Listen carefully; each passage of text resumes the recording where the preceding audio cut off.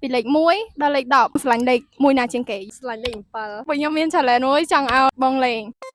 What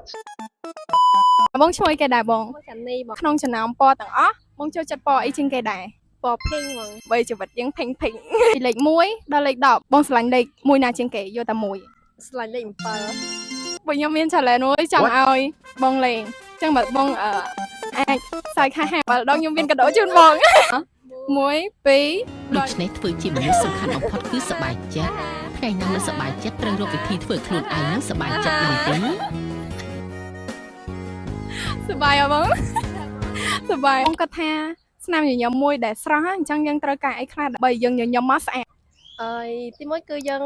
សប្បាយចិត្តពីខាងក្នុងហើយយើងឃើញបរិយាកាសធម្មជាតិអីស្រស់ស្អាតអញ្ចឹងវាមានអារម្មណ៍ fresh គឺយើងមានក្តីសុខហ្មងនិយាយថ្មិញបើយើងស្អាតភ្លឺអាហ្នឹងវាកាន់តែមាន confidence លើខ្លួនឯងក្នុងការសោចេញថ្មិញអញ្ចឹងហ៎បង តាំងពួកយើងមានកាដូជូនបងកាមេរ៉ាមែនសុំកាដូបងអញ្ចឹងយើងមានកាដូជូនបងនេះគឺជាថ្នាំថ្មី sensitivity and gum របស់ Tommy ដែលវាជួយឲ្យថ្មិញរបស់យើងបាត់ស្រាវហើយសុខភាពមាត់ថ្មិញរបស់យើងល្អហើយថ្មិញរបស់យើងសអញ្ចឹងមកអាចសាកបានបង Enjoy your holiday បងបាយទៅកាមេរ៉ាបាយ